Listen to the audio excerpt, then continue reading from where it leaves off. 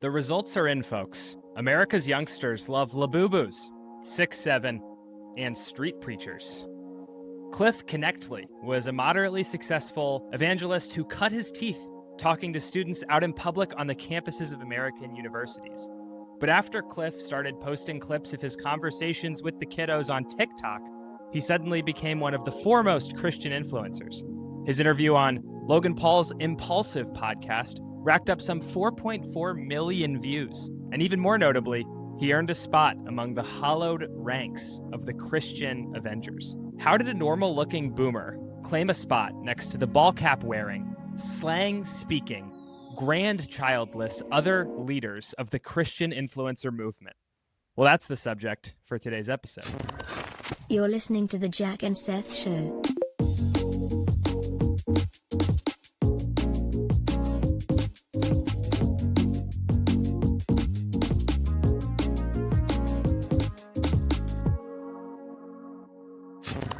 Welcome back to The Jack and Seth Show, your one-stop shop for hot takes and handsome boys. I'm Seth. How's it going, Jack?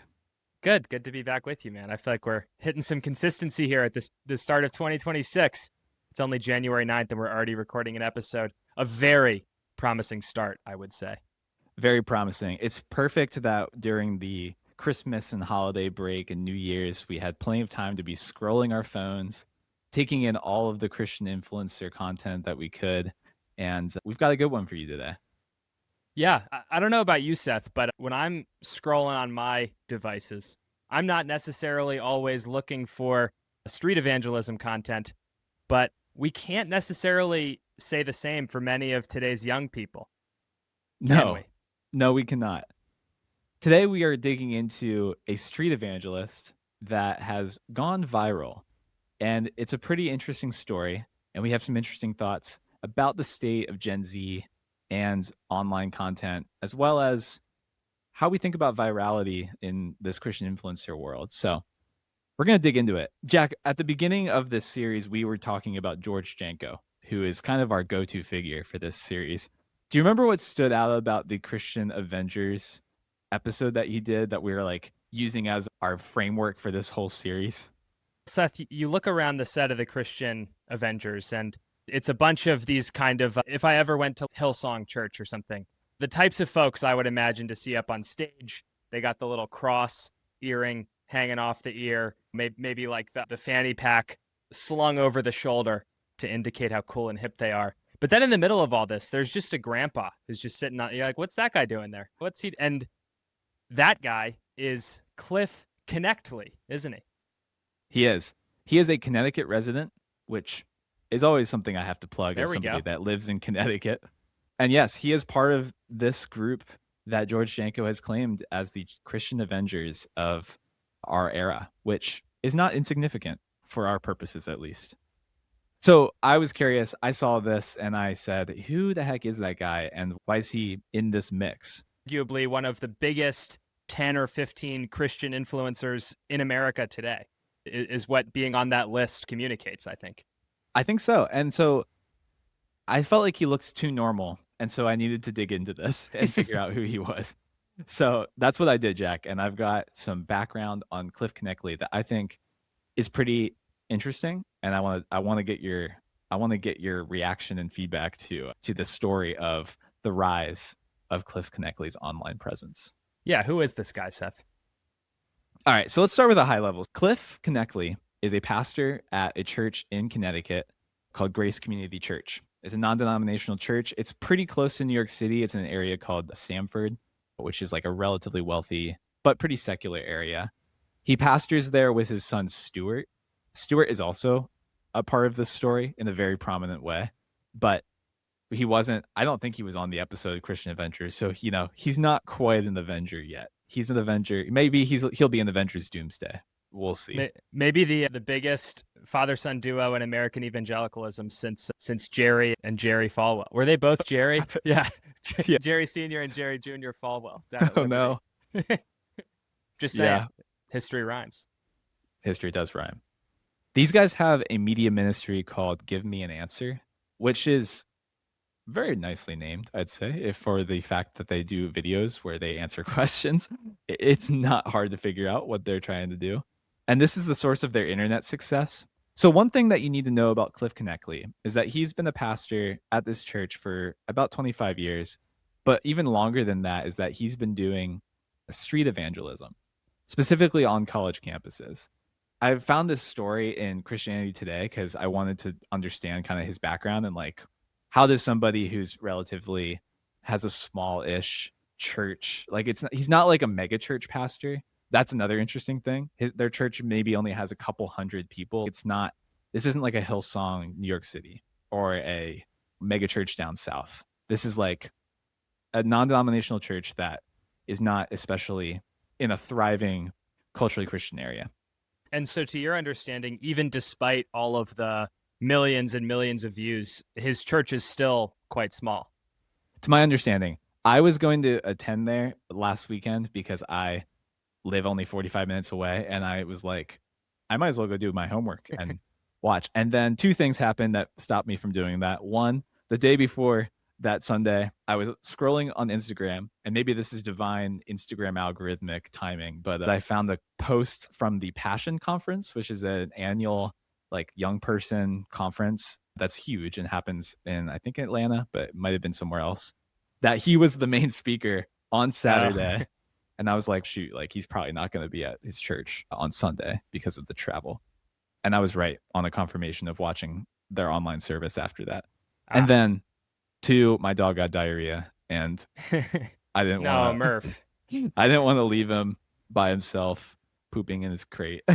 That's good. You're a good dog dad. But that's the fact that he was the keynote speaker at Passion really just underscores how huge this guy is. And I think it is a quite interesting part of his story that he pastors a relatively normal seeming church in Connecticut, which is famously not the land of very large churches. And he's been toiling away at this street evangelism thing for quite a while, right? Yes.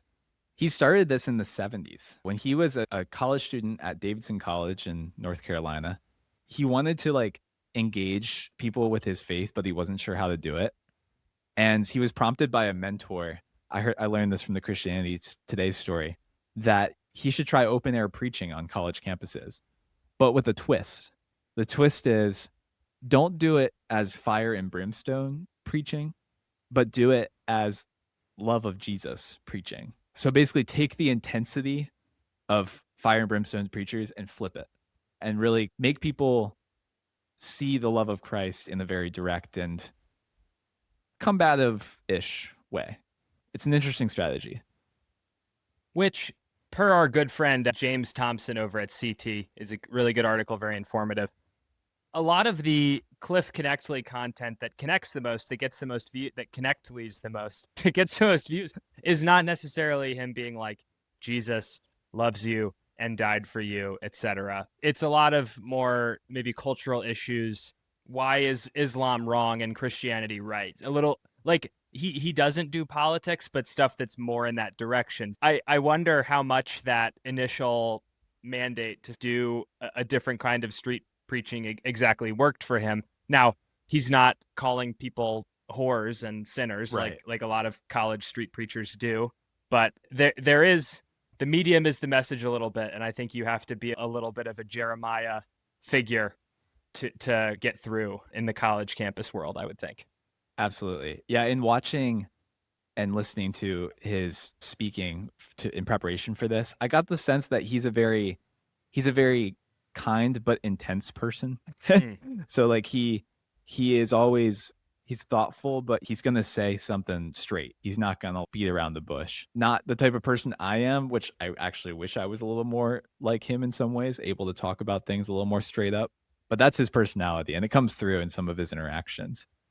But this is all to say, when they were doing this street evangelism thing, they started filming it like many years ago. Like in the early 2000s, he had a TV program that was showing in local Connecticut areas. So he's been doing media for a long time, actually, but not really with a huge presence. Local Connecticut, maybe some varsity chapters and things like that. That developed in him a sort of understanding of what works and doesn't work over the television format. Because the next question I had for you, Seth, is okay, local kind of street preacher guy that nobody's heard of, now one of the 15 largest Christian influencers in America. Where does that switch happen and how does it happen?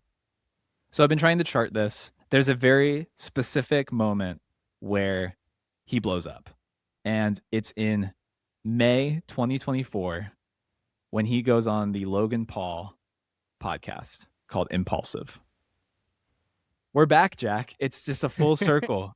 Logan Paul created George Janko, who created Cliff Girls Gone Knechtle. Bible, arguably. Oh, yeah. Listen, the number one learning of the Jesus Influencer series we're doing, Seth, is that the biggest Christian influencer kingmaker in America is none other than Logan Paul, which is just hilarious. And I don't know, it continues today. An unexpected validator of Christianity, you may say. So that was the moment. I did see that they were on the George Janko show before that podcast, and I do wonder if that was the thing that led to them being on the Logan Paul show, and there's all those connections there. But on that show, it's a 2-hour long episode, lots of questions about Christianity and just going back and forth about all sorts of apologetics considerations. Logan Paul is surprisingly very thoughtful, actually, on that podcast, Jack, which I did not expect. Yeah, I thought so too. You know of him as this idiot who made fun of suicide in Japan and stuff and then fell off, but he's like asking real questions and insightful questions. It was, join us, Logan. See the light side. I want Logan Paul to be on the Christian Evangel. Imagine. But he is sadly not a Christian, as we learned in the Cliff Knechtle episode.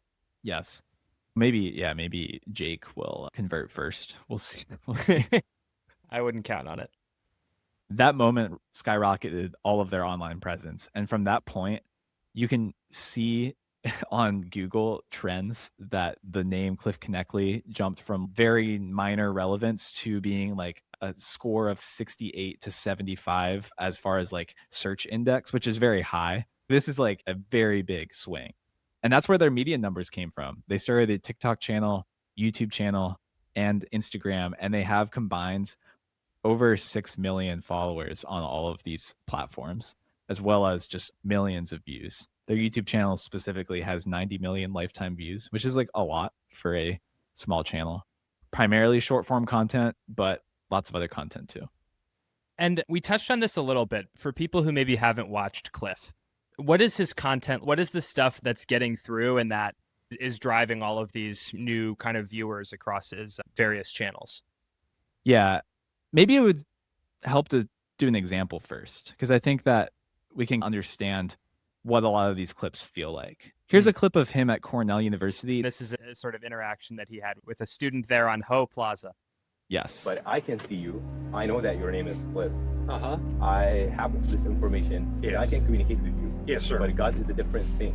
Like, there are some criteria that we cannot apply to God in this situation. Like in Christianity or any other religion, there is a point where we have to just have faith and not be convinced.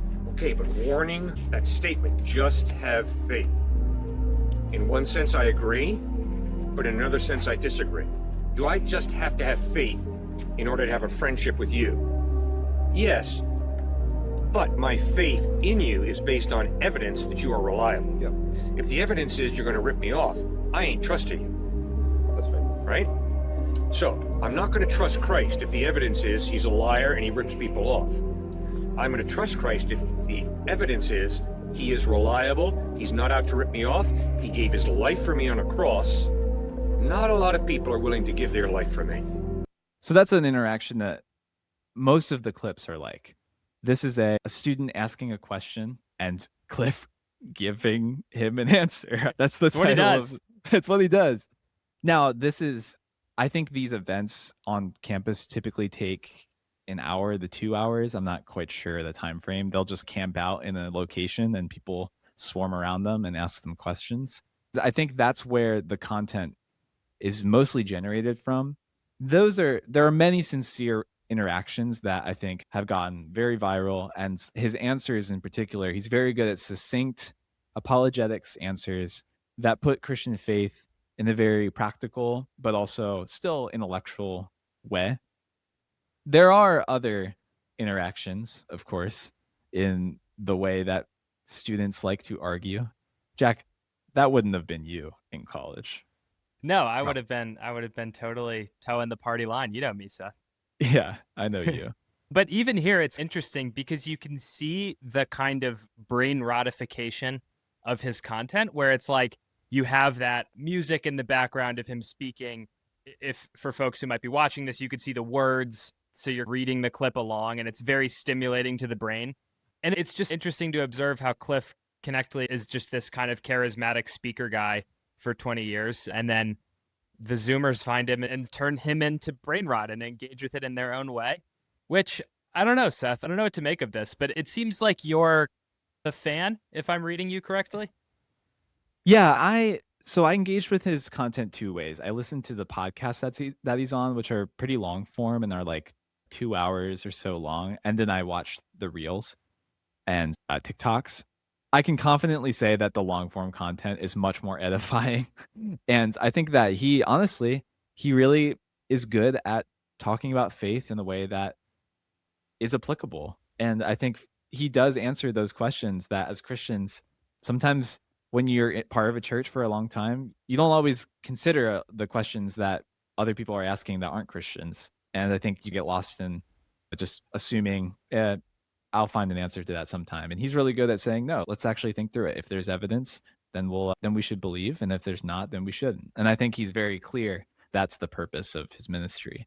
I do think the short form content has much more potential for the brain rot, specifically because it's one, out of context, and two, it's edited so Gen Z.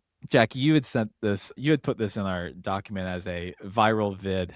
This is a fan edit, I believe. I don't think it's from an official account, but this is a great demonstration of how people took his content and just absolutely Gen Z brain rotted it. Him should not perish, but have everlasting life. Do you have a relationship with Christ? Do you have the gift of eternal life that Christ guarantees to all who trust in him? Christ waits for you to make that decision. He loves you. Love does not manipulate. It does not coerce. It does not force. It waits. God is waiting for you. Christ is waiting for you to make that decision. Don't put it off. Decide now. I can't do much more than that, but that's I'm realizing that the audio is just not even the same. No, I think that's intentional. It's like you're watching a clip and reading a different clip. And then the thing that really sends me is there's these like AI images he'll be like, and then God, and then like an AI God, like it's, man. Yeah, and for people listening, like we said in the last video, the words are on screen. There's emojis popping up everywhere. There's like this abrasive music. Yeah. Gen Z loves that is stuff. So cooked, man.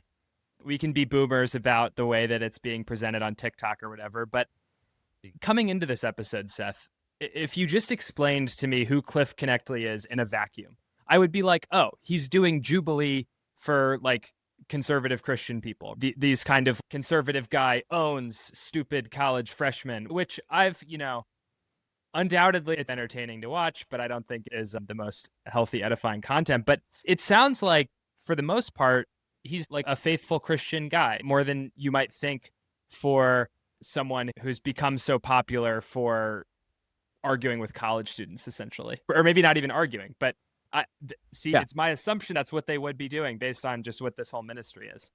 I think that's true. I think what is really interesting about him, and he says this in the Christianity Today article, is that he sees faithfulness, not virality, as the measure of what it means to follow Christ. And I think that his heart really is to just preach the gospel. I think it also helps that he's not the one that manages or runs his platforms at all. Like his son is the one that does that. And I'm not saying that to question the motivations of his son, but just saying like he himself didn't start his own channels. Like he's basically just here to do the thing. And then other people are the ones that create the content around him, which is a little bit different than many of the influencers that we've been talking about so far. They're the ones that manage their own brands and platform and everything. He doesn't seem to care. He's just here doing this thing. So that's helpful. I also think, Jack, one thing I was thinking about with this whole aspect and this whole story of Cliff Knechtle is that open air preaching is a really good form of media. And this is not like a new thing. Like open air preaching, kind of confrontation, this style of media has been around for ever since evangelicalism has been a popular force in America.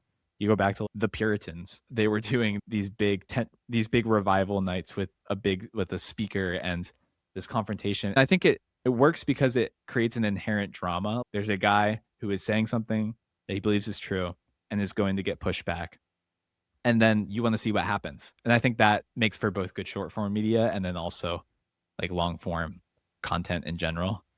So that was an interesting point to me, that this very antiquated style has found a new life on these digital mediums, which I don't think is not insignificant in this storyline. And it's interesting that Gen Z has picked up on this so much. And I like that you bring that up, Seth, because that was one of my takeaways from watching him as well too. Is he feels so familiar, and it's interesting that you say that he had this successful television ministry in the 90s or whatever, because that's exactly what he feels like. Is if you grew up in the evangelical church around the turn of the century, like, you undoubtedly encountered this kind of guy who is going to tell you about how moral relativism destroys itself, and you can't have good and evil without Christianity, and all these things I think are true, but it's just funny how not new it is. It's the same stuff, and Cliff has been doing the same stuff, but it's somehow this very 2020, mid 2020s story where there's these confluence of factors that led him to just develop this huge platform overnight. What in your eyes connects about Cliff? Like, why is it that right now Zoomers are all this stuff?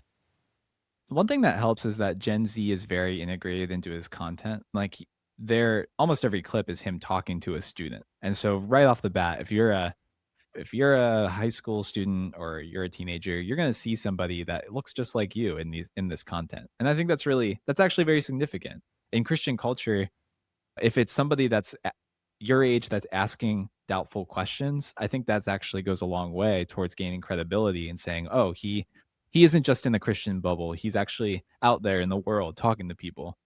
I think that actually really helps his presence. I think also because of that, maybe, I'm not sure which comes first, that or the fact that he's been on very Gen Z angled podcasts. Like, the Impulsive podcast is going to get people that are young, especially young men, who are interested in that content and then are exposed to his world. I think every Christian apologist that came before is probably very envious of the way that Cliff Knechtle has been able to grab this young generation. But what I find most interesting is that I don't think it's like manipulation on his part of the algorithm or finding what works. I think it's actually like he has spent 50 years or so doing this with college students, and he just knows how to talk to them. And that's actually pretty cool. Like, the faithfulness of his ministry the fruits are like finally coming, at least if you want to consider fruits like online views. Yeah, if you want to pick a point for comparison that might be helpful, if you think about Knechtle in comparison to someone like Charlie Kirk, very similar, like demographically probably very similar audience, young, evangelical, right-wing type of, I would assume, are consuming this content.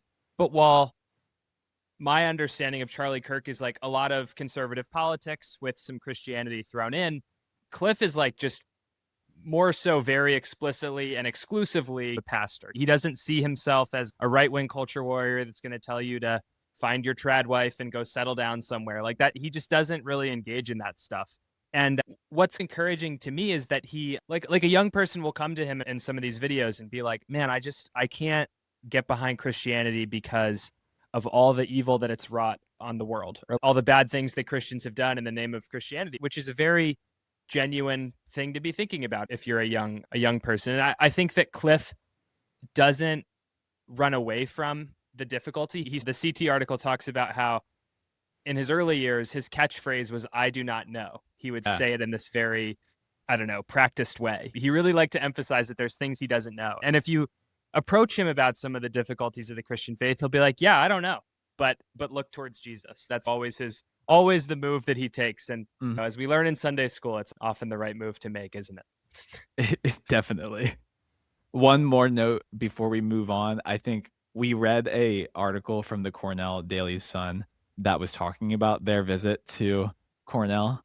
And there is one interaction that happens with him and this student who's a philosophy student who had some kind of mean things to say about them. Quick play the interaction. It's a little Okay, so it's all relative. No, it's not. Then everything is relative. Because Yeah, everything is relative if there is no God. That's exactly right. even through your view, we use our cognition to learn about the world, and that requires our mind. Yeah, but we're arguing that when our minds tell us that justice is real, our minds are in touch with reality. Yeah, that's assuming your own conclusion. You're giving no. No, I am not doing that. That's so fallacious it's scary. To you. All right, communication breaks down when you talk like that, sir. Let's talk intelligently. Stick on the rational level, will you? Oh, you're rational, yeah, but not when you go, blah, blah, blah, blah, blah. That's not rational. I mean, I'm just mocking things you're saying. Yeah, I know you're mocking things I'm saying. Now try and give me the reason for it. So, anyway, that's like some of the more combative content that has come out of some of his stuff. So you can see that Cliff does have a spicy side to him, doesn't he? He does have a spicy side. And he's actually, in some of his interviews, he's talked about, that's something I confess, like, about. Like, I definitely struggle with some anger or just, like, being a little bit mean at times because of how intense of a person he is. And he says he knows that and he wants to work on it. And I think that's admirable. But, when everything you are doing is getting recorded and posted, then, it's going to come across that way. Yeah, there definitely are some videos of him getting a little, call it what it is, angry, I guess, with these college students. This one's kind of ridiculous because it's just, this kid is being a brat. I don't know what else to say. But yeah, I wonder if that's also, if we're just wondering like why this specific guy has taken off. I think his incensed grandfatherliness is like part of what makes him compelling to people. As you mentioned, Seth, there was an excellent article in The Sun from Ashley Lee. Shout out. Undergrad at Cornell. I always got to shout out to the student journalists, man. They work hard. About the Knechtle's visit to Ithaca, New York. And in a follow-up comment, this student says, as a philosophy and math student who has published serious work in philosophy journals, I am deeply offended, before saying that the video was edited and no serious analytic philosopher would argue that objective morality requires God. Not doing himself any favors, this guy. No.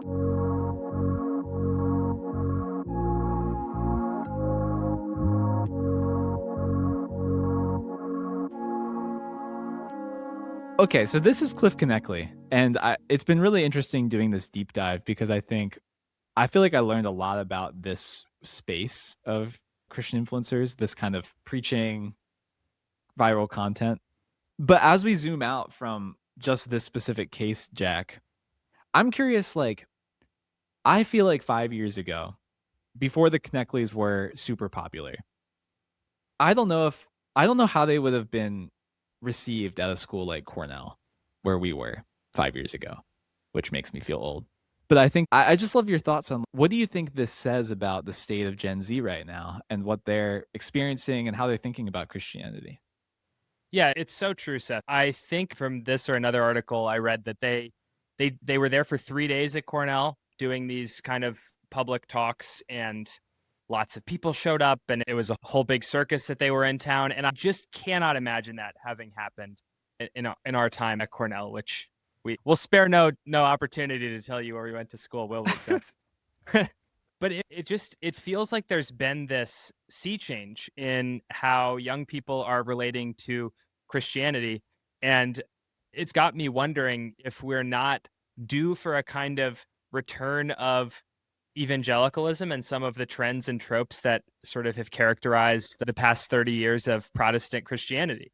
It felt like, Seth, when we were in school, there was this really inevitable march towards older, more rooted, traditional forms of Christianity. You and I went to an Anglican church in college. I know a few people my age who've converted to Catholicism or Orthodoxy or things like that.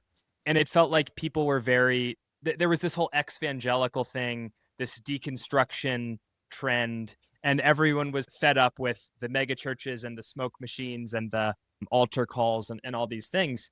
And it's really interesting because it just feels like maybe the death of evangelicalism has been greatly overstated, right? I think that Knechtle is clearly tapping into some kind of latent interest in this kind of thing among young people from reading these articles. I think that a lot of the kids coming to see him are probably already Christians. Clearly, also a lot of people who aren't Christian. And it felt to me when I was in college that there wasn't necessarily antagonism towards Christianity. There was just apathy. Like nobody really cared. The questions were all settled about the universe. What really mattered was getting a good job and making money and voting for the right candidates or whatever. But I don't know, it feels like the kind of apologetics and public evangelism and all these things are back. And I don't know. I don't know what to make of that. We're if like, I was wrong before. In the moment, we're like, shoot, did we make a wrong decision by going to these rooted? Did we write it the off? heck am too I fast? doing here? Yeah. One thing that I've been thinking about is that evangelicalism is the most media literate Christianity in America, in my opinion. It's the best. It's the best format for communicating the gospel in a way that's both simple and personal, and I think cuts really quickly to the heart of Christianity. And I say this as somebody that would consider myself pretty evangelical. I do attend a Reformed Presbyterian church that's more kind of traditional in its way of doing church. But ultimately, I think evangelicalism and the way that Cliff Knechtle in particular taps into this tradition is just by saying, hey, like, it's you, it's Jesus, it's a relationship, you should get right with God. And that seems like it's really cutting into the Gen Z fold right now. There's been reporting about Gen Z being a much more spiritually interested generation than like the millennial generation before. And I think there's something here where with that interest comes this very evangelical but also persuasive and good speaking guy who is able to communicate to them on their platforms where they are. You try to think about, Jack, like you attend an Anglican church. What would an Anglican video on TikTok that fits this vibe, would that even speak the same language? Like, I don't think it would. No, it just simply is not suited to social media. And I think a lot of people would argue that's maybe a good thing. I think some humility is warranted as well, where if you asked young, edgy evangelicals like you and I 5 years ago, the types of thing that were going to resonate and what American Christianity would come to look like, at least I certainly may have been like, look, I don't think that the kind of American evangelicalism that we've all grown used to and the type of stuff I grew up with really has legs. I think people are way too cynical for that. And yeah, like you said, Seth, I think there's a personality, a centering on story and testimony that's really powerful with Stuart. And I don't know, maybe the folks who wrote off evangelicalism a little bit could come to learn from that. Something I find really refreshing about Cliff in the videos I've watched is he's very honest. Mm-hmm. He just feels very real. He's, yeah, look, I'm a jerk sometimes and I need help with that. Or he'll give you like real kind of anecdotes from his life. And yeah, I don't know, maybe we've reached peak Anglican. Maybe the ancient traditions, time in the sun has come and gone. What say you? Gone. I don't know. I'm not Anglican, so I don't have to worry about it.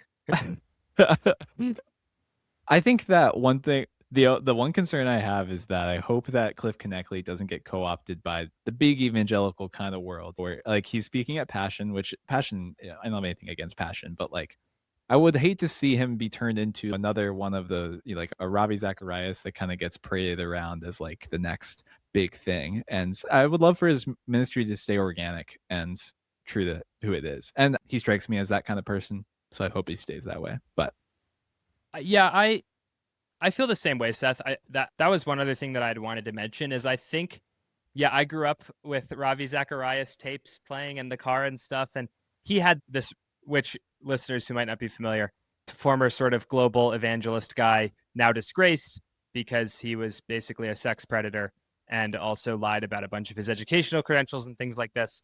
Very crazy, sad story. But I would grow up with, before we knew any of this, Ravi tapes playing in my home. And the thing he would do was like own the libs, because this was the time of the Richard Dawkins and New Atheism and he would make some of the very low-hanging fruit arguments against them and deliver them in a very compelling way. And he had a great, rich voice. And so he really connected. And I hope that Cliff doesn't become that, like you said, Seth. I think that I never was a big fan of Ravi even before all this stuff came out, because I just felt like he wasn't really engaging in good faith. He was strawmanning people's arguments pretty regularly. And I would say that's not something that Cliff Knechtle does. To his credit, I think that he admits when he doesn't know stuff, and he argues with these college students on their own terms. And I hope he continues to do that. So do we feel better about the Christian Avengers now that we know that they're being mentored by a grandfatherly, kind, and very faithful over many years Christian? I do, Seth. I think that we need to keep going. I think that we need to work our way through all these folks. But it's funny, I wrote Cliff Knechtle off when we started this episode. I was like, I'm not going to like this guy. And I ended up really liking him. Dare I say liking him more than some unnamed prior subjects of the pods. So I am feeling better, Seth. I agree. I hope I get to meet him someday, and maybe I'll go to his church and I'll tell him that we did a podcast about him, and maybe he'll be on it. You'll never know. And I'm on the pod. Why not? Well, this has been a great episode, Jack. I feel like I learned a lot digging into this, and I think we've got a lot more to dig into in the Christian influencer world. There are so many other people that are part of both the story of Cliff Knechtle, but also maybe we just have to find who Logan Paul promotes next as a Christian, or maybe he'll become one, and then we can talk about him. But for now, we're gonna sign off. This has been the Jack and Seth Show, Jesus Influencer Series. Thanks for listening. See y'all soon.